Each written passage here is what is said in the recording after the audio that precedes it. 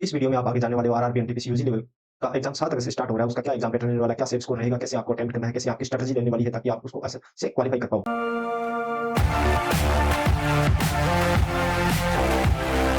नमस्कार साथियों, मैं Sushil Kumar accountant Indian railway दिल से आपका सुशील बटेसर यूट्यूब चैनल पर स्वागत करता हूं।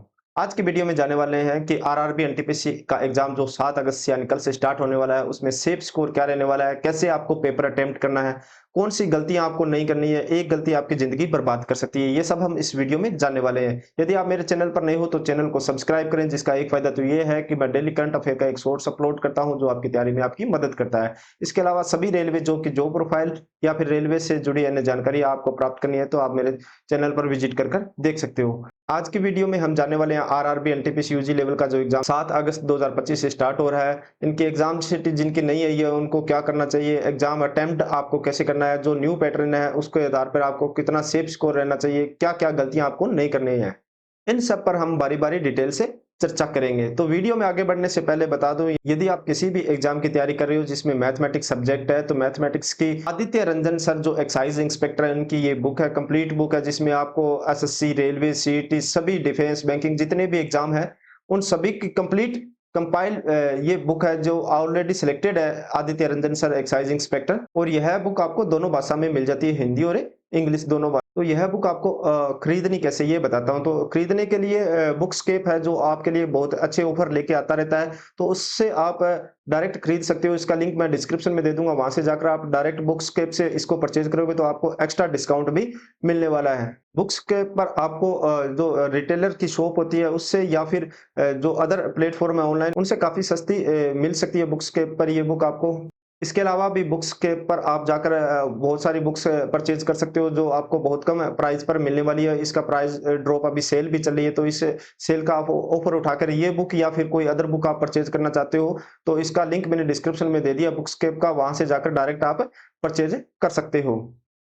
अभी हम बारी-बारी से बात करेंगे। जैसे आपको एग्जाम डेट तो पता ही है, 7 अगस्त से स्टार्ट हो रहे हैं और 9 सितंबर तक आपका 19 दिन एग्जाम चलने वाला है और 14 सितंबर तक के एग्जाम सिटी आ चुके हैं। अब जिनके एग्जाम सिटी नहीं आया है, जो पहली बार ये एग्जाम देने जा रहे हैं, उनके लिए थोड़ी घबराहट हो रही होगी कि हमारा एग्जाम सिटी अभी तक नहीं आया।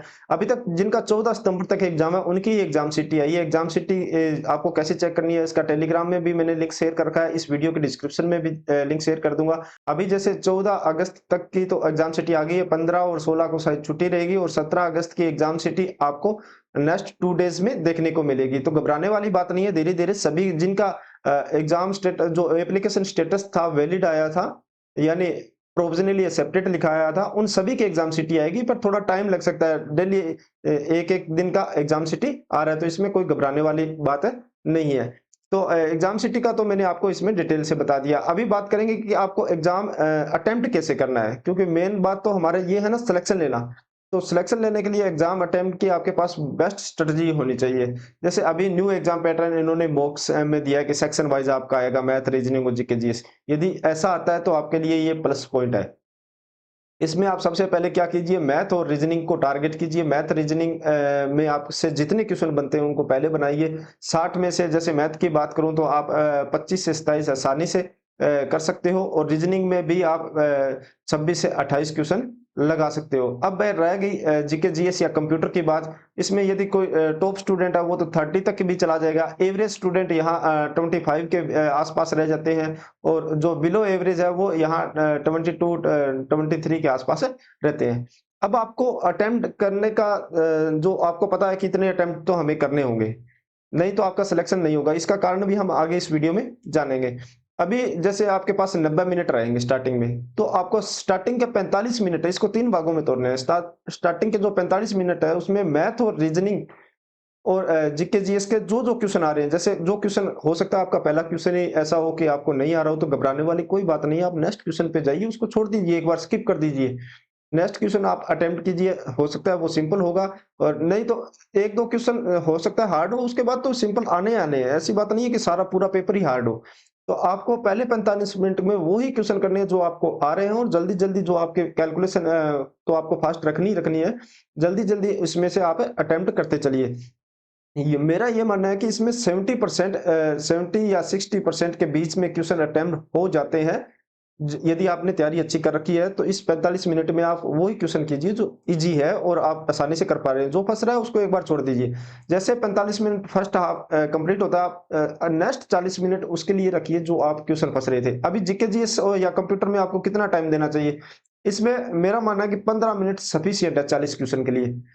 कोई धीरे पढ़ रहा है उसके लिए ज़्यादा से ज़्यादा 18 से 19 मिनट कर लो, 17, 18, 19 मिनट कर लो। इससे ज़्यादा टाइम आपको यहाँ नहीं देना है। मैथ रीजनिंग में जैसे 30 क्वेश्चन है, तो यहाँ आप दे सकते हो 30 क्वेश्चन में 30 मिनट दे सकते हो, रीजनिंग में भी 30 मिनट आप दे सकते हो। 60 मिनट देने के बाद भी आपके पास 30 मिनट बचते हैं। 30 मिनट में आप 15 मिनट जीके जीएस या कंप्यूटर को दे देते हो तो फिर भी आपके पास 15 मिनट बचते हैं। उस 15 मिनट में जो क्वेश्चन आपके मैथ और रीजनिंग के छूट गए, उनको करना है। और उनको कब करना है? इस 40 सेकंड हाफ के 40 मिनट। अब लास्ट में आपको 5 मिनट भी इस जो 40 मिनट है इसमें आपको फास्ट कैलकुलेशन करनी है और जो क्वेश्चन फंस रहे हैं उस पर ज्यादा टाइम नहीं लगाना है। छूट रहा 2-4 क्वेश्चन ऐसे रहते हैं हर सब्जेक्ट में जो आपसे नहीं होंगे सोल्व। कोई टॉपर स्टूडेंट है वो करेगा, यदि जो अच्छी तैयारी कर रहा है, एवरेज तैयारी है, उससे नहीं होंगे तो उसको आप स्किप कर दीजिए। कोई टेंशन वाली बात नहीं है, उसको स्किप कीजिए। लास्ट में 5 मिनट बचते हैं, उसमें एक बार फिर से आप अपने पूरे पेपर को रीड कीजिए, कहीं आपने कोई गलत ऑप्शन पे टिक तो नहीं कर दिया है, या फिर ऐसा कोई सिंपल क्वेश्चन आपसे रह गया हो, आपने मार्क करके छोड़ रखा हो, आपने आधा सोल्व कर रखा हो और उसको बाद में करने के लिए छोड़ दिया हो, तो वहां आपको वो 5 मिनट में पूरा रिवीजन करके उस पूरे पेपर को लास्ट में शांति से देखना है और उसको कंप्लीट करना है। तो इस तरह आप 3 पार्ट में कर कर अपने 90 मिनट को आसानी से यूटिलाइज कर सकते हो और अच्छा स्कोर ला सकते हो। इसमें बिल्कुल नहीं घबराना, बिल्कुल शांत मन से जो पहली बार एग्जाम दे रहे हैं, बिल्कुल शांत मन से आपको एग्जाम स्टार्ट करना है। अभी जो पेपर आपको कैसे अटेम्प्ट करना है, अभी स्कोर की बात करूं तो 75 प्लस आपको स्कोर तो टारगेट लेके चलना ही पड़ेगा। इसमें थोड़ा बहुत आपका प्लस माइनस 3-4 नंबर हो सकता है आपकी कैटेगरी या फिर आपके जोन के अकॉर्डिंग। 75 क्यों कह रहा हूं? एक तो आपने एनटीपीसी ग्रेजुएशन लेवल का अभी एग्जाम देखा, कैसा एग्जाम आ रहा है, वो स्टूडेंट भी इसमें बैठने वाले हैं। यानी वो पहले से एक प्रकार से मॉक टेस्ट यानी एनटीपीसी ग्रेजुएशन लेवल एग्जाम दे के आ रहे हैं, उन्हें अच्छा एक्सपीरियंस है, वो स्टूडेंट इसमें बैठने वाले हैं। दूसरा, जो एग्जाम का पैटर्न चेंज किया है, तो इसमें थोड़ी-सी सहूलियत हो जाती है कि आप मैथ और रीजनिंग जैसे पहले 2 जीके के आ गए, फिर मैथ का आ गया, फिर रीजनिंग का आ गया, फिर वापस जीके आ गया, तो उसमें कहीं न कहीं म बच्चे का माइंड डिस्टर्ब होता था। इसमें आपको यदि सेक्शन मिलते हैं, तो उसमें आपको ये रहता है कि मैथ रीजनिंग यदि किसी की अच्छी है, तो अच्छा स्कोर कर सकता है वो, फिर जीके जीएस में टाइम निकाल के उसमें भी ठीक-ठाक स्कोर कर सकता है। तो यहाँ भी आपका इस पर फ़र्क पड़ने वाला है। फिर ग्रुप डी की जो स्टूडेंट तैयारी कर रहे हैं काफ़ी टाइम से, 1 साल से ऊपर समय हो गया, वो भी इसी एग्ज़ाम में बैठने वाले हैं। तो इसमें कॉम्पिटिशन आपका हाई रहने वाला है, तो 75 प्लस तो आप टारगेट लेके चलिए, इससे कम का टारगेट तो बिल्कुल मत रखिए। इसमें कैटेगरी के इस अकॉर्डिंग प्लस माइनस 3-4 नंबर आप कर सकते हो ओबीसी, एससी, एसटी वाले। तो ये एक किसी भी एग्ज़ाम किसी भी ज़ोन से आप एग्ज़ाम दे रहे हो, 70 प्लस 5 का आपके पास माइंड में एक सेट होना चाहिए कि इतने क्वेश्चन अटेम्प्ट करने हैं। बाकी आपके पेपर पे भी डिपेंड करता है, कई बार हार्ड पेपर होता है तो इसमें प्लस माइनस हो जाता है। ईज़ी पेपर होता है तो आप 80 प्लस भी चले जाते हो। तो कम से कम इतना स्कोर आप लेकर चलिए। तो सेफ स्कोर हमने देख लिया। अब जो गलतियां आपको नहीं करनी है, यदि गलतियां करोगे तो एग्जाम से डिपार्ट भी कर देता है कई बार रेलवे। और अभी काफी पिछले जो एग्जाम हुए थे एएलपी के एग्जाम में मैंने देखा था, उनको मेल आए थे, बाद में उनको रेलवे एग्जाम से डिपार्ट कर दिया था।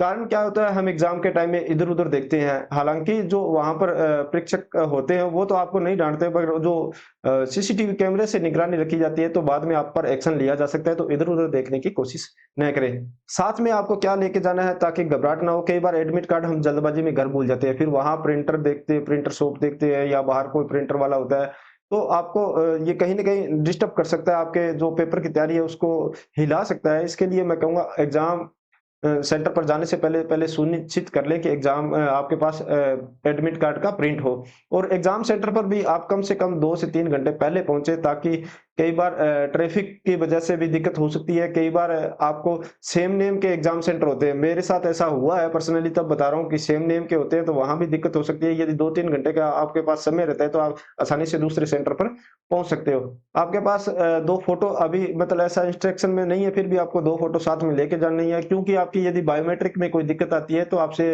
अलग से फ़ॉर्म अप्लाई भरवाया जाता है, उसमें शायद फ़ोटो किसी-किसी सेंटर में चिपकवाते हैं। तो 2 photo passport size, admit card का प्रिंट आपको लेके जाना है। आधार की बायोमेट्रिक को आपको अनलॉक करके जाना है ताकि आपको परेशानी ना हो वहाँ।